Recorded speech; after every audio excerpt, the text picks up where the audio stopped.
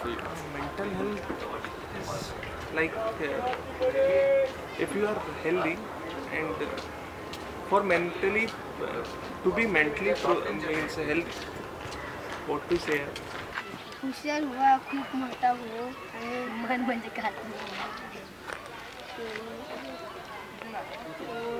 मन आहे का तुला? म्हणजे काय असतं?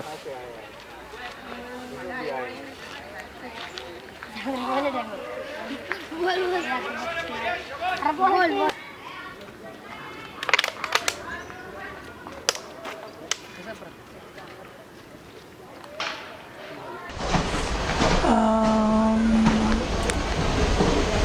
कसं मानसिक म्हणजे नाही का कणखरपणा असेल ना माणसामध्ये त्याला मानसिक आरोग्य म्हणतात. अजून कुठेही ठामपणे उभा राहतो त्याला mental health comes as the maturity comes. So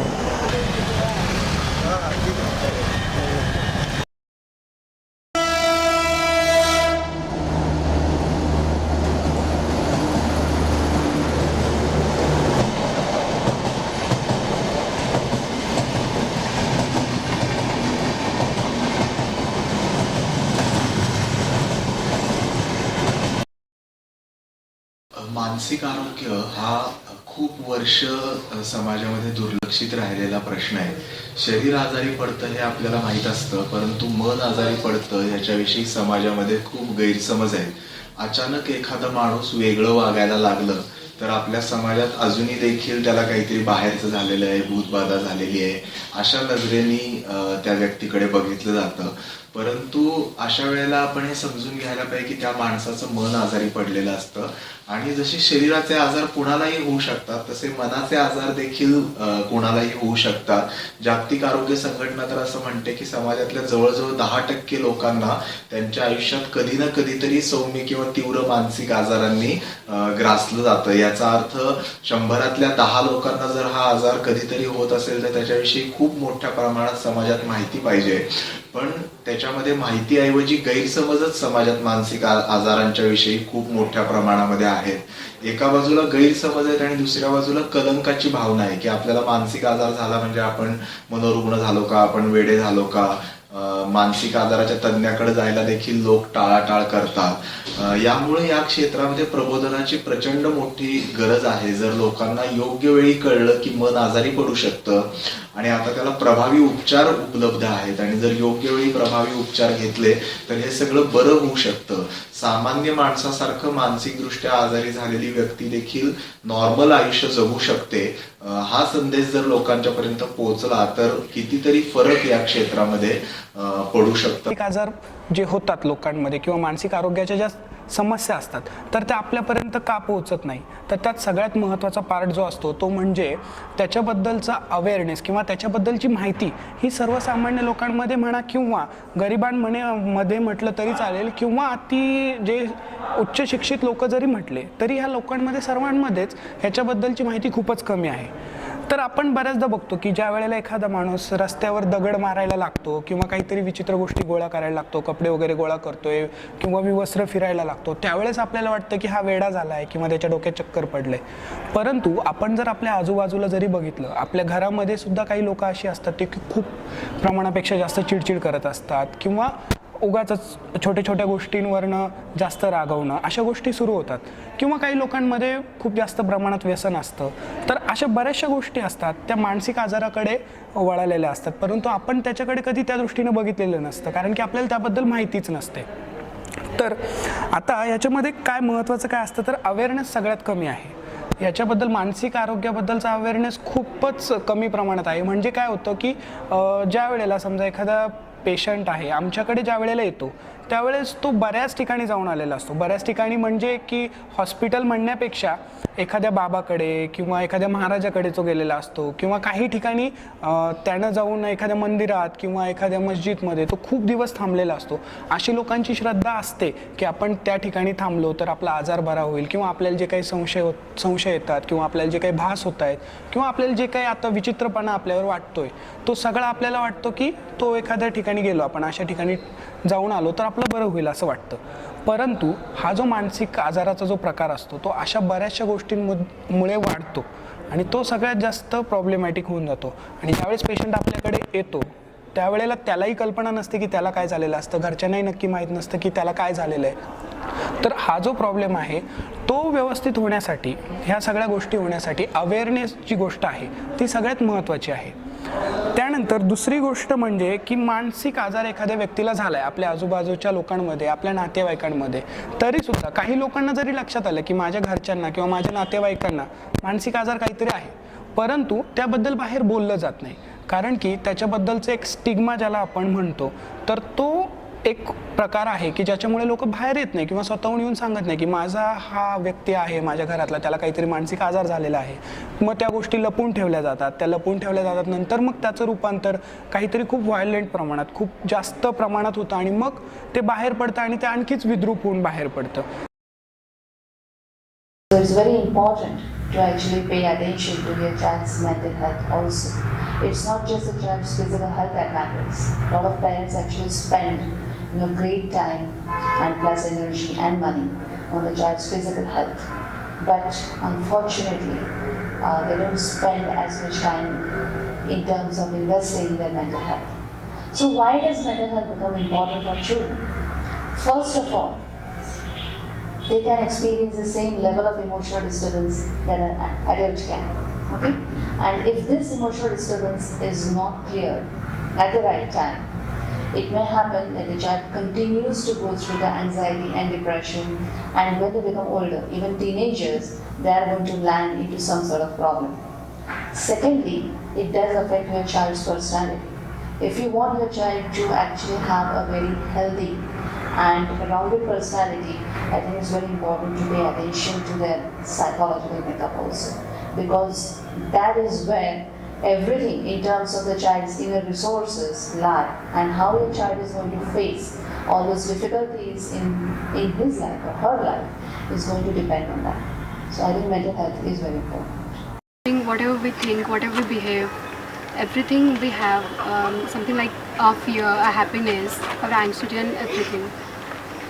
Mental health depends also upon our surrounding, where we live.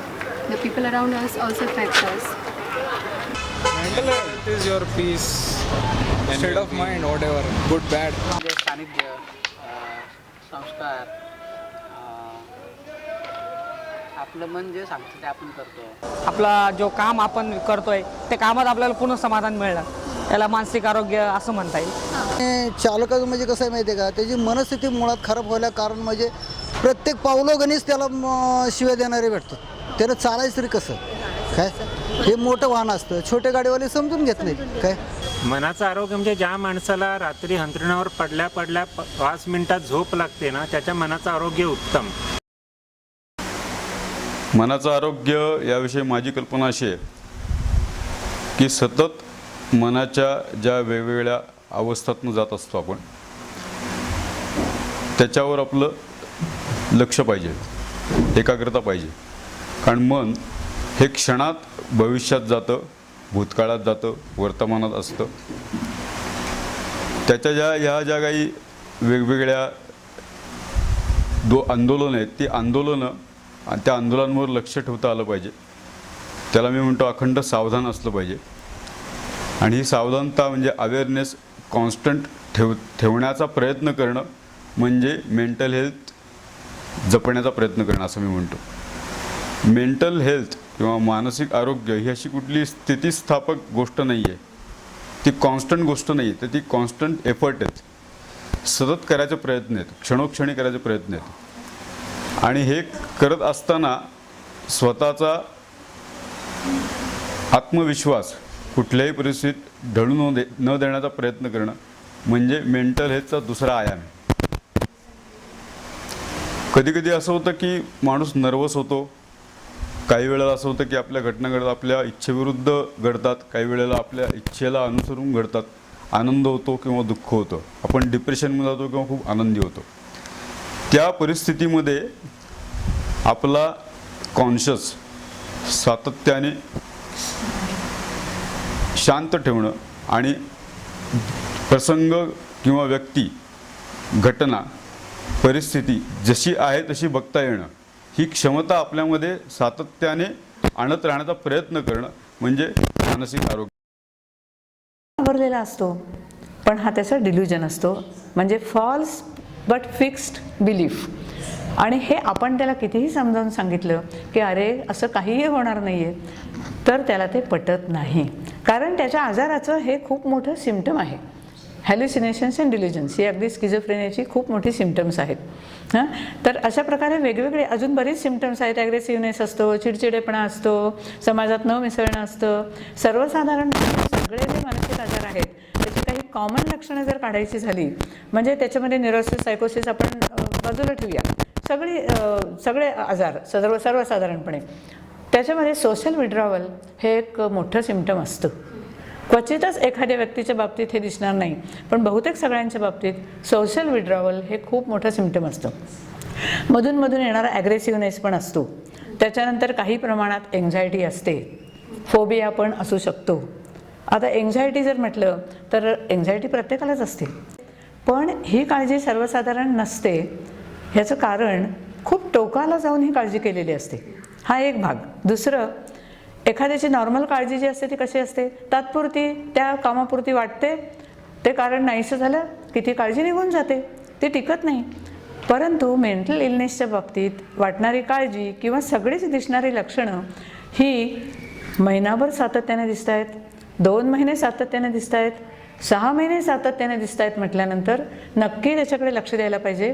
कारण असं जर असेल तर हे नॉर्मल नाही आहे. तर बाहेर पडायचं का नाही हे कशावर अवलंबून आहे, तर काही वेळेला तो तसाही बाहेर पडतो, पण पुष्कळ वेळा ट्रिगरिंग इन्सिडेंट काहीतरी घडतो. म्हणजे कसं की कोणाचं तरी लव अफेअर होतं, ते लव ब्रेक होतं, अफेअर ब्रेक होतं, किंवा एखादी आपल्या जवळची व्यक्ती मृत होते, आई गेली किंवा वडील गेले आणि ते पोरके पण आलं की एकदम त्याला ते शॉकिंग होतं. अशा वेळेला ते बाहेर पडतं आणि आपण म्हणतो की आई गेली ना म्हणून त्याला आजार झाला, किंवा लव अफेअर त्याचं होतं, त्या मुलीने नाही म्हटलं ना म्हणून त्याला आजार झाला, किंवा परीक्षेत कमी मार्क पडले ना म्हणजे त्याचा अपेक्षाभंग झाला ना म्हणून त्याला आजार झाला. ह्यातली कुठलीही आजार होण्याची कारणं नाही आहेत. These are only triggering incidents. आत असलेला आजार बाहेर काढणारे हे ट्रिगरिंग इन्सिडेंट्स आहेत. हे लक्षात घ्यायला पाहिजे आणि ते ॲडोलेसंट एजमध्ये बाहेर पडतात. See, first of all, I think kids, when they come to me, they are facing lots of issues. And like I said before, it's a behavioral problems, but what is sitting underneath is emotional disturbance. And parents generally don't know what has brought this about. But there are some markers, or what we call as telltale signs, to know if your child is actually disturbed. Okay? Now this will vary according to the age of the child, but even then I think there are some symptoms which are common across the board. So some of them, Anupama, are like irritability. The child is feeling irritable even with small things, or temper tantrums when they cannot control their anger, you know, and that is a change from the previous behavior. Okay. Some children actually become very aggressive, which means they start throwing things around, or they can be aggressive with other children or even parents. So that can be one sign. Third is actually bedwetting, right? Because that's definitely a sign, especially if the child has got the bladder control before. That means was not wetting the bed before, but now has started wetting again. So it could be because of bad dreams or something sitting inside the child's mind which is being expressed in the dreams. Then it could be like the child is suddenly facing some eating issues. You know, they have gone off their regular food or favorite food, or they have stopped enjoying. I mean, you take them for their favorite activities and they are not enjoying anymore, or they may be tearful. You know, so those are some of the signs to show that. Or they may become hyperactive also, because hyperactivity is actually one common sign that something is actually disturbing the child more often than not. Okay. Or they may be not talking to the friends. So in older children, you actually find that they are not as interested as before in their Facebook or WhatsApp and So there is a social change media. in behavior. Definitely. So any change actually becomes very important, and it is a change that the parent needs to pick up. And start identifying whether it is because of something that is happening in the child's life, or the child is actually perceiving something in a different way. You know, that's where Sometimes I feel like, parents recognize some of these signs, like the child is becoming more aggressive, Yes. hyperactive. Yes. They see these signs more easily than if the child is becoming more quiet. Absolutely. Then they feel, oh, ha ta shahana mulga zala. Yes. He's becoming a really good boy. Yes. But don't you think these kind of kids have more problems? See, over-obedient children or children who are trying to please everyone all the time and they want to obey, they just want to do whatever you tell them. This is not a normal child behavior because children by nature are a little rebellious, all of us have been. So there is nothing wrong in a child asking questions why, what, how, when, And if a child is not asking any questions and just going by whatever you say or whatever you ask them to do, it is a sign that something is not quite right, You cannot expect your child to be completely docile. After all, you want some kind of, that zest or passion for life in your child. And if you don't see that, there is a problem. काही बोलायाचे आहे पण बोलणार नाही देवळाच्या दारामध्ये भक्ती तोलणार नाही काही बोलायाचे आहे पण बोलणार नाही काही बोलायाचे आहे पण बोलणार नाही. सगळ्या भावनेनी परिवर्तन संस्था गेली 20-25 वर्ष मानसिक आरोग्याच्या क्षेत्रामध्ये काम करते. 2-3 पात्यांवरती आम्ही काम करतो की समाजामध्ये प्रबोधन करणं मानसिक आरोग्याच्या विषयी, जेणेकरून लोकांना कळेल की मानसिक आजार काय आहेत, ते कसे बरे होऊ शकतात, त्या बाबतीत आपल्याला काय मदत मिळू शकते, ही माणसं बाकीच्या लोकांसारखीच नॉर्मल आयुष्य जगू शकतात. या सगळ्याच्या बरोबरीनं त्यांना स्वस्तातल्या उपचाराच्या सुविधा उपलब्ध करून देणं देखील फार आवश्यक असतं. जर त्या खूप खर्चिक असतील तर लोक त्या उपचाराच्या सुविधा घेत नाहीत आणि या उपचारांच्या बरोबरीनं ते बरं झाल्यावरती समाजामध्ये त्यांना परत पूर्वीचं स्थान मिळावं ह्याच्यासाठी त्यांचं पुनर्वसन, या तिन्ही पातळ्यांवरती परिवर्तन संस्था काम करते. आणि या सगळ्यामध्ये जे बरे झालेले रुग्ण मित्र आहेत आणि त्यांचे नातेवाईक यांचा सहभाग आम्ही खूप महत्त्वाचा मानतो. त्यांना एकत्र घेऊन समाजामध्ये या आजाराविषयी प्रबोधन व्हावं, लोकांनी उपचाराला यावं आणि एकूण समाजाचा ह्याच्याकडे बघण्याचा दृष्टिकोन बदलावा, याच्यासाठी परिवर्तन संस्था काम करते. काही मनोरुग्ण विविध प्रकारच्या मानसिक आजाराने संघर्ष करतायत आणि मनोरुग्णच नाही तर त्यांचे कुटुंब पण या मानसिक आजारामध्ये संघर्ष करतायत. या संघर्ष करणाऱ्या कुटुंबांना आणि रुग्ण मित्रमैत्रिणींना खरं तर एक आधार देणं, त्यांना एक वाट दाखवणं, त्यांना दिशा दाखवणं आणि योग्य उपचार त्यांच्यापर्यंत पोहोचेल याच्यासाठी मदत करणं हे खरं तर मानसिक आरोग्य क्षेत्रातलं परिवर्तनचं एक महत्त्वाचं काम आहे. आणि नुसतंच बोलणं, त्याच्यापेक्षा खूप मनापासून आपुलकीने बोलणं आणि त्याचबरोबर वेगळ्या कलांचा वापर करून जर लोकांच्या बरोबर आपण बोललो तर त्यांच्या ते मेंदूपर्यंत जायला किंवा ते टिकून राहायला फार मदत. मानसिक आजार असू दे किंवा सौम्य मानसिक आजार असू दे, हे सगळं करत असताना जसं डॉक्टरांच्या औषधांची गरज आहे आणि आम्ही नेहमी असं म्हणतोय की मानसरंग म्हणजे औषधोपचारांना पर्याय नाही. औषधोपचार हा त्यातला अत्यंत महत्त्वाचा भाग आहे. तो रुग्ण मित्रांनी घ्यायलाच पाहिजे आणि तो औषधोपचाराबरोबर या आजारपणामुळं त्या सगळ्या रुग्णमित्रांच्या ज्या काही क्षमता क्षीण झालेल्या असतात, म्हणजे आपण म्हणतो की मेंदूचा आजार आहे तर त्यांच्या विचारावरती परिणाम होतो, त्यांच्या विवेकावरती परिणाम होतो, त्याचा स्मृती आणि लक्षात राहणं याच्यावरती परिणाम होतो. एकूणच त्यांच्या क्षमता जे कमी झालेल्या आहेत त्या मानसरंगाच्या निमित्ताने आपल्याला वाढवता येतील का. आणि म्हणून गाणं, नाटक, मोकळीका, खूप नाचून गाणी घेणं, चित्र काढणं, या सगळ्या गोष्टीतून त्यांना जरा उभारी देण्याचं काम आम्ही करत असतो आणि त्याचा खूप चांगला परिणाम होतोय असं आमच्या लक्षात येतंय. आम्ही प्रकाश दिजे रुजवीत चाललो, रुजवीत चाललो वाटा नव्या युगाच्या, वाट्या नव्या युगाच्या रुळवीत चाललो. मानसरंगमध्ये आल्यानंतर कोणी वेडे म्हणत नाहीत. समाजात कसं आसपासचे लोक वेड आहे म्हणतात, तसं वेडं कोण म्हणत नाही. सगळे समजून घेतात एकमेकाला आणि सगळ्यांच्या विचारांची देवाणघेवाण होते तिथे. असा फायदा मानसरंगमध्ये होतो. मी स्किझोफ्रेनियाचा पेशंट आहे. गेले 5 वर्ष डॉक्टरचे हे घेत होते, त्यामुळे मला बरं वाटतंय. त्यानंतर परिवर्तनमध्ये आलं तरी बरं वाटते, चांगलं वाटतं. अजून मस्त मन वगैरे चांगलं हे झालं आहे, रिलॅक्स झालं आहे. परत आत्महत्येचे उपचार वगैरे गेले निघून.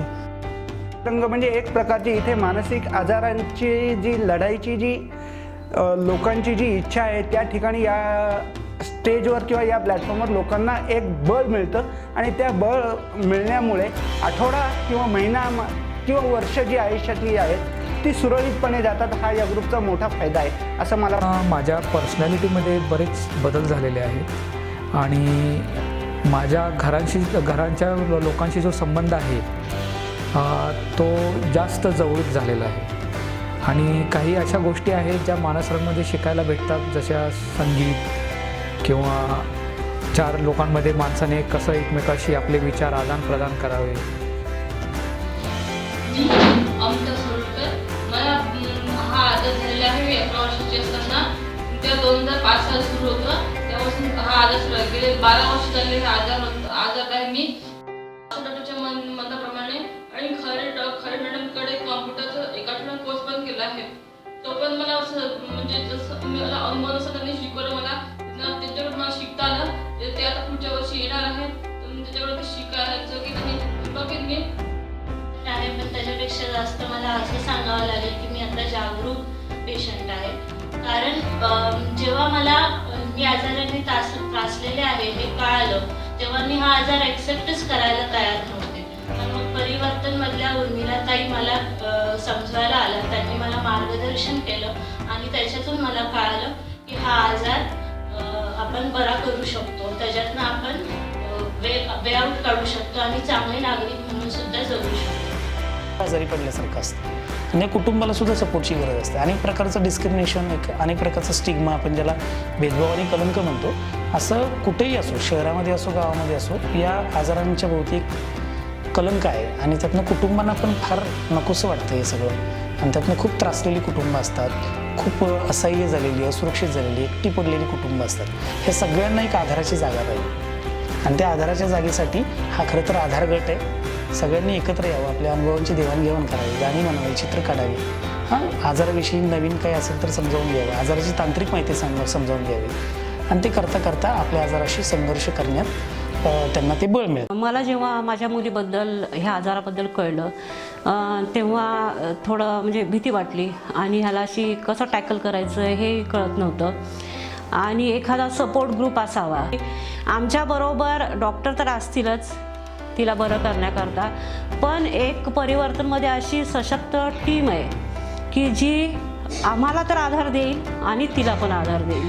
म्हणजे हा जो गट आहे तो पालकांनाही तितकाच सपोर्ट करतो, तितकाच त्यांना त्यांच्यात हिंमत भरतो की तुम्ही हे सगळं करू शकणार आहात आणि करायला हवं हे ते अक्षरशः उभं करतात पालकांना ॲज वेल ॲज पेशंटला सुद्धा.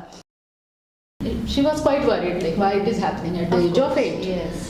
So when he came in first 2 sessions, of course, he tried to show me a very good side of his family, and we played, we played cards and you know the other things. He did some drawings also, and he told me how good the mother is, how good the father is, and you know it was all very good. Then he started opening up. And then in the 3rd session, actually, when he came in, and then he saw the father doll. And he straightway came to the father doll, and then he grabbed it, and he started beating it, this, and then he started throwing it all over the room, and he did it throughout the session, and actually even in the next session he did the same thing. As soon as he came in, he attacked the father doll. So what does that mean, Anupama? I mean, he was hitting and beating the father doll. Yes. What does it really mean? So actually, he had so much pent-up anger in him about his father, which he could not express outside. And that anger, those pent-up emotions were coming out in different ways. Like he was angry all the time, all the while. Even when he was actually trying to show you, or when he was talking very nice things about his dad. Yes, because maybe he knew that he cannot show this anger outside. So what is the way? Right, yeah. So- All of us also put an exterior, Yeah. and children probably are no different. Yeah. How good our family is, kind of thing. Yes. Yeah. But in reality, there was so much anger in him. And then actually, I called his mother inside, and she was so surprised to see this. She said, "I have never seen my son behaving this way. He has always been very well behaved. Boy, he's never this aggressive."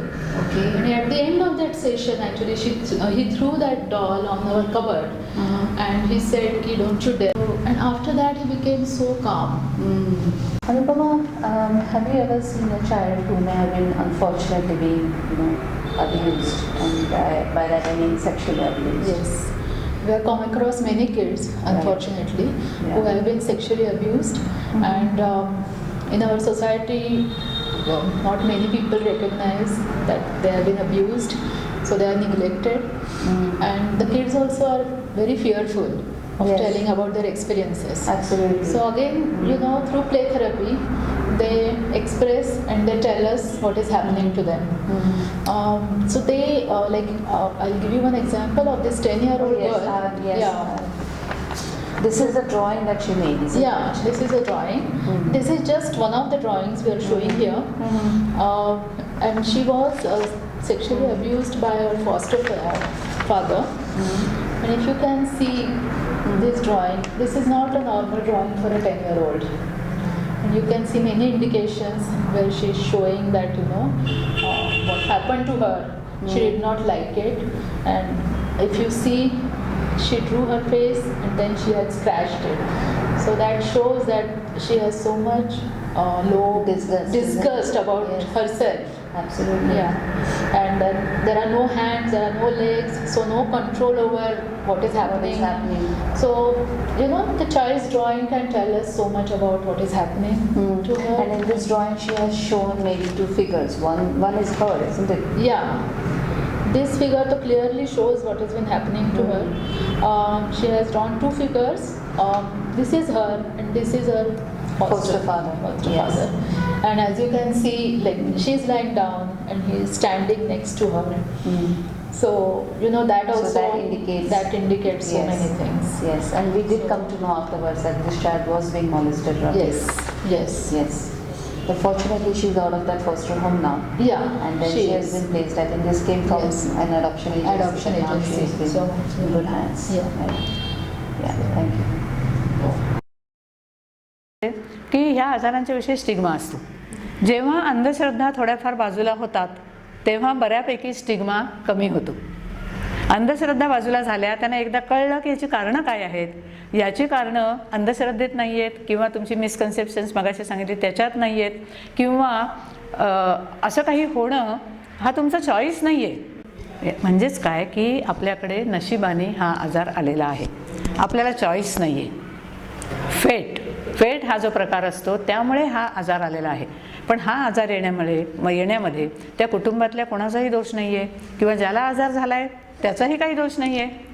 दोष कशाचा आहे तर मेंदूमध्ये जो imbalance झाला आहे त्याचा दोष आहे. तेव्हा आपल्याला उपाय कशावर करायला पाहिजेत त्याच्यावर करायला पाहिजेत आणि म्हणून आपल्याला औषधं घेणं गरजेचं आहे. हे आम्ही सध्या ह्याच्यामध्ये आणखीन एक गोष्ट मला सांगायची आहे की जे काही वेगवेगळे सेशन्स डे केअरमध्ये होतात त्याच्यामध्ये योगा, ड्रॉइंग, पेंटिंग, त्याच्यानंतर इंग्लिश स्पीकिंग, आणखीन एक दोन काही गोष्टी आहेत. स्पोर्ट्स पण आम्ही घेतो, इनडोअर आणि आउटडोअर स्पोर्ट्स. तर ह्या ज्या 5 गोष्टी मी आत्ता सांगितल्या ना याच्यामध्ये आम्ही काही शुभार्थींना ट्रेन केलेलं आहे. म्हणजे ते ट्रेन झालेत आणि ज्या वेळेला टीचर येत नाहीत त्यांच्या त्यावेळेला तर हे लोक ताबा घेऊन शिकवतातच.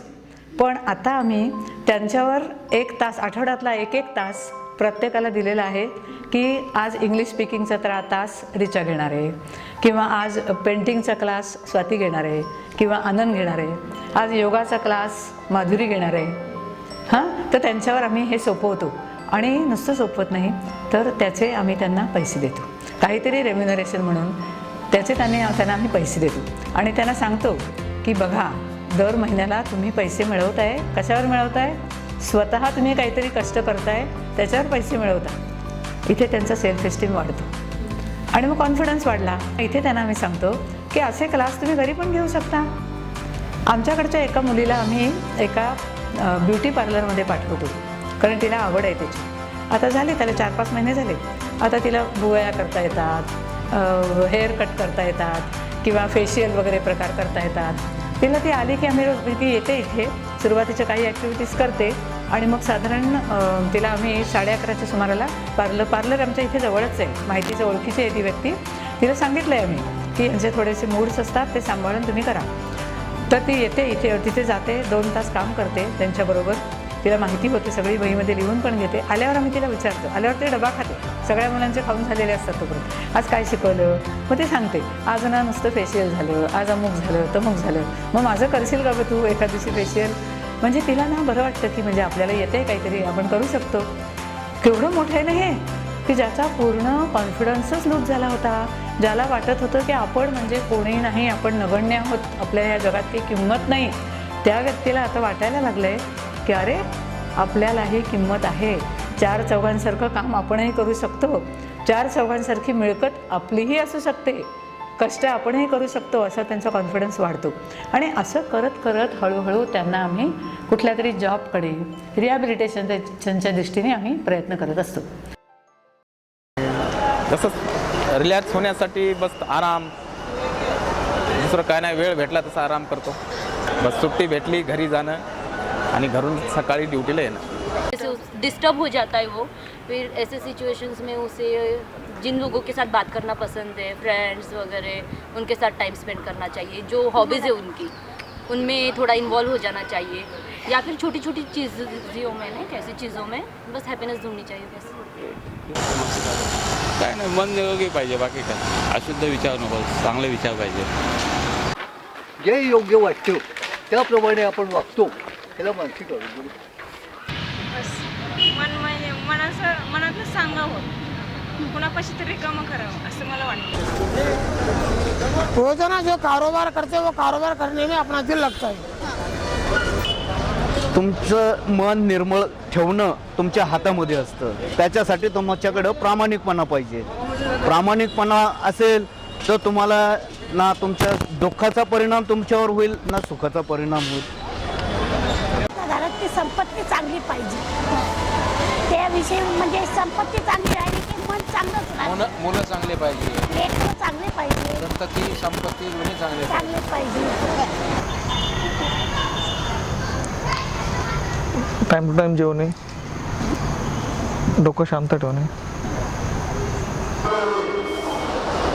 मानसिक आरोग्य फिट राहण्यासाठी नियमित व्यायाम वगैरे करणे, योगा करणे, कुटुंबासोबत वेळ देणे किंवा आपला एखादा छोटासा छंद वगैरे असला तो जोपासणे. पण काही गोष्टी ह्या नोकरीच्या याच्यामुळे त्या पूर्ण करू शकत नाही. मनाच्या आनंदाला मन शांत ठेवानं, मन शांत ठेवलं पांडुरंग पाठीमागं उभा आहे. मनावर ताण आला तर तेवढ्या टायमात तर राग येतोच ना माणसाला. मग जरा वेळ कसं आपण शाळेमध्ये शिकवतो मुलांना 1 पासून 10 पर्यंत बोला, तसं मनामध्ये जप करत बसायचं, सांगायचं स्वामी आम्हाला शांतता दे म्हणून. माझ्या बाबतीत जेव्हा असं घडतं की मला जेव्हा व्यावसायिक ताण येतो किंवा खूप डिप्रेशन येतं किंवा कुठल्या प्रतिकूल परिस्थितीला मला तोंड द्यायला लागतं, तेव्हा क्षणभराकरता मी सुद्धा खाली जातो, मी पडतो, हरतो. पण दुसऱ्या क्षणी मी माझ्या स्वतःच्या काही लिस्ट तयार करून ठेवल्यात, पॉईंट तयार करून ठेवलेत. त्या पॉईंट असे म्हणजे त्याला काय म्हणता येईल, मुद्दे तयार करून ठेवले. त्या मुद्द्याच्या आधारे मी त्या परिस्थितीतनं स्वतःच्या मनाला बाहेर काढायचा प्रयत्न करतो. जसं की एक नियम असा ठरवून ठेवला आहे की मी डिप्रेशनमध्ये जातो आहे असं मला जर वाटलं तर मी स्वतःला सूचना देतो की अरे हे डिप्रेशन आहे, ह्यात तुला जायचं नाही आहे. डिप्रेशन म्हणजे तू नव्हेस, तू स्वतंत्र आहेस, तू एक स्वतंत्र व्यक्तिमत्व आहे. तुला तुझा निर्णय तुझ्या डिप्रेशनच्या बाहेरून घ्यायचा आहे, जो आत्ताच्या परिस्थितीला योग्य असेल आणि तो सगळ्यांकरता योग्य ठरेल असा निर्णय तुला घ्यायचा आहे. किंवा काही वेळेला असं होतं की खूप आनंदी होतो किंवा मोहाची स्थिती येते की आपल्याला हे केलं तर फायदा होईल, काय हरकत आहे. बिझनेसमध्ये खूप घडतं की अरे हे असं केलं तर ह्याला पैसे दिले तर आपलं काम होऊन जाईल. तिथे पुन्हा माझा सिग्नल जागा होतो आणि मी स्वतःला सूचना देतो की अरे हे आत्ता तू करशील पण हे दीर्घकालीन राहणार नाही, कारण याचा पूर्वानुभव तुझ्याकडे पुष्कळ आहे. हे आपल्याला करायचं नाही आहे. दुसऱ्यांच्यासाठी आपल्याला असं करायचं, आपल्या फायद्यासाठी दुसऱ्याला खोड्यात घालायचं नाही आहे, अशी सूचना स्वतःला मी देतो. आणि त्या मोहाच्या परिस्थितीपासून स्वतःला बाजूला करण्याचा प्रयत्न करतो. सगळ्याच वेळेला असं घडतं असं नाही. जेव्हा असं घडत नाही, जेव्हा मी पूर्ण तुटून पडतो, जेव्हा मला हे करणं जमत नाही, तेव्हा मी माझ्या मित्राला फोन करतो, मी माझ्या जवळच्या व्यक्तीला सांगतो, मी एक्सप्रेस होतो. माझं दुःख, माझा आनंद मी एक्सप्रेस करतो. जेव्हा मला स्वतःला बॅलन्स करता येत नाही तो मी दुसऱ्याला सांगून मोकळा होतो की अरे मला हा प्रॉब्लेम आहे. त्या क्षणी मी त्या प्रॉब्लेममधनं बऱ्यापैकी बाहेर आलेलो असतो. That is mental health. Especially there is research in Western countries and they are showing that unstructured play is very essential. It is very essential because there is part of the brain, which is the front part of the brain called the frontal cortex, prefrontal cortex rather, and the neuronal connections in the prefrontal cortex are developed only through this kind of unstructured play. So children who do not play adequately will lack in certain areas in terms of their personality also, because play is something that widens the child's opportunities for everything, including social skills, communication skills, language skills, plus problem solving. So all these things are not there. It's definitely not there in the iPad or even with structured activities. So in India, I think play therapy is needed everywhere. From schools to different NGOs to adoption centers, in hospitals, Yes. everywhere it is needed. Wherever Yes. there are kids, I think play therapy is needed. वेगवेगळ्या प्रकारचे मानसिक आजार असतात. तीव्र मानसिक आजार हे कमी प्रमाणामध्ये 1% समाजामध्ये दिसतात, परंतु ताणतणाव, डिप्रेशन, एन्झायटी सारखे जे आजार आहेत ते समाजामध्ये खूप मोठ्या प्रमाणात दिसतात. आणि दैनंदिन जीवनात टेन्शन हा तर आपल्या सगळ्यांच्या आयुष्याचा भाग झाल्यासारखं झालेलं आहे. नातेसंबंधातले ताण असतील किंवा कामाच्या ठिकाणचे ताण असतील, असे अनेक प्रकारचे ताण आपल्या आयुष्यामध्ये, करिअर संदर्भातले ताण असतील, असे अनेक ताण आपल्या आयुष्यात येत असतात. आणि त्यांना कसं सामोरं जायचं हे शिकण्याचं प्रशिक्षण कोणीच आपल्याला देत नाही. मानसिक ताण तर आपल्या सगळ्यांच्या आयुष्यामध्ये येतो. जर त्याच्यापासून आपल्याला दूर राहायचं असेल तर सगळ्यात पहिली आणि महत्त्वाची बाब अशी आहे की शरीर जसं आजारी पडतं तसं मन आजारी पडतं हे आपण समजून घ्यायला पाहिजे. आपल्या मनाला आलेला ताण आपल्याला कळत असतो, परंतु आपण तो स्वीकारत नाही. त्याचा स्वीकार करणं ही सगळ्यात महत्त्वाची पहिली पायरी आहे. आणि ती जर नाही झाली तर पुढचं सगळं होऊ शकत नाही. स्वतःच्या मनाला सावरण्याची प्रत्येक माणसामध्ये क्षमता असते आणि त्यासाठी वेगवेगळ्या पद्धती माणसं वापरतात. काही जणांना जवळच्या माणसांशी बोलल्यावर बरं वाटतं, काही जणांना काही धार्मिक गोष्टी केल्यावरती बरं वाटतं, काही जणांना खेळल्यावरती बरं वाटतं. प्रत्येकाची अवघड परिस्थितीला सामोरं जायची एक पद्धत असते. आपली स्वतःची पद्धत ही अधिक आरोग्यपूर्ण असेल, म्हणजे व्यसन करणं ही आरोग्यपूर्ण पद्धत नाहीये, परंतु जवळच्या व्यक्तींशी बोलणं ही ताण हाताळण्याची चांगली पद्धत आहे. अशा आपल्या पद्धती आपण घडवायला पाहिजे. जर एका मर्यादेपलीकडे जर आपल्याला ताण येत असेल तर आपण तज्ञाशी बोलायला पाहिजे, त्याच्यामध्ये कमीपणा वाटून घेता कामा नये. आणि आपल्याला आयुष्यात असं काहीतरी होऊ शकतं ही जाणीव ठेवून आपल्या आजूबाजूला एक सेफ्टी नेट असणं आवश्यक आहे की जेव्हा आपल्याला अशी अडचण येईल त्यावेळेला ही माणसं आपल्याला मदत करायला उभी राहतील. तर अशा काही छोट्या मोठ्या गोष्टी केल्या तर आपलं मानसिक आरोग्य आपण टिकवू शकतो. व्यसनापासून दूर राहणं हे मानसिक आरोग्य टिकवण्यासाठी खूप महत्त्वाची बाब आहे. नातेसंबंधांच्या मध्ये गुंतवणूक करणं ही दुसरी महत्त्वाची बाब आहे. शरीराचा व्यायाम जर आपण रेग्युलरली केला तर मनाचं आरोग्य इम्प्रूव्ह व्हायला फायदा होतो. अशा काही छोट्या मोठ्या गोष्टी मला वाटतं मानसिक आरोग्य सुधारण्यासाठी नक्की करता येऊ शकतात. ही वाट दूर जाते सपनामधील गावा, माझ्या मनात लागा तेथे असेल रावा. ही वाट दूर जाते जेथे मी धरेला आभाळ वाकलेले असता चलास जेथे रविबिंब टेकलेले, जेथे खुळ्या ढगांनी रंगीन साजल्यावा, माझ्या मनात लागा तेथे असेल रावा ही वाट दूर जाते.